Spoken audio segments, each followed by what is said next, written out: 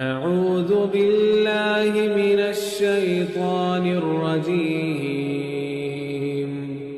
بسم الله الرحمن الرحيم.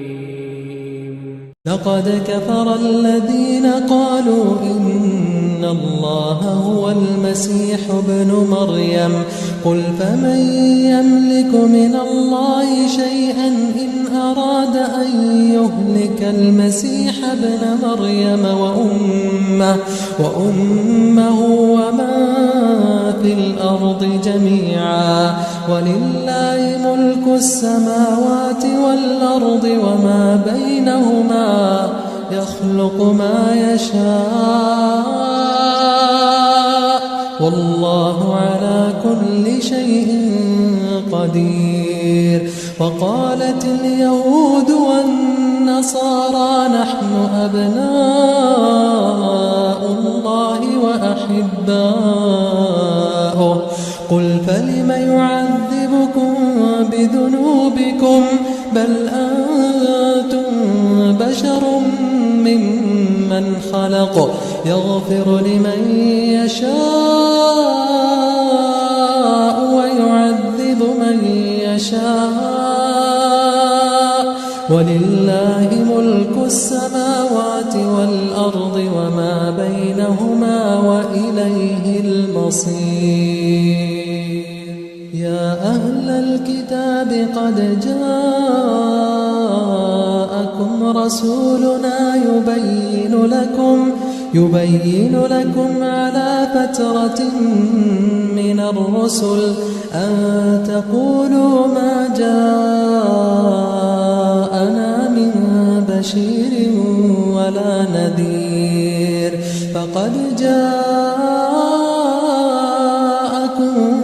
بشير ونذير والله على كل شيء قدير. وإذ قال موسى لقومه يا قوم اذكروا نعمة الله عليكم إذ جعل فيكم أنبياء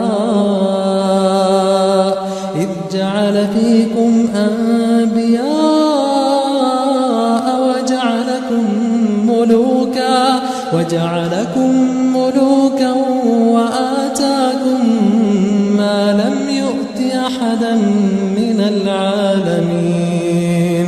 يا قوم ادخلوا الأرض المقدسة التي كتب الله لكم ولا ترتدوا على أدباركم فتنقلبوا خاسرين. قالوا يا موسى إن فيها قوما جبارين وإنا لن ندخلها حتى يخرجوا منها فإن يخرجوا منها فإنا داخلون. قال رجلان من الذين يخافون أنعم الله عليهما ادخلوا عليهم الباب فإذا دخلتموه فإنكم غالبون وعلى الله فتوكلوا إن كنتم مؤمنين.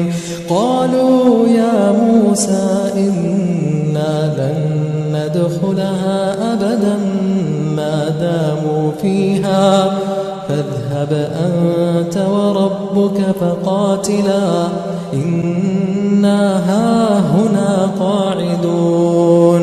قال رب إني لا أملك إلا نفسي وأخي فافرق بيننا وبين القوم الفاسقين.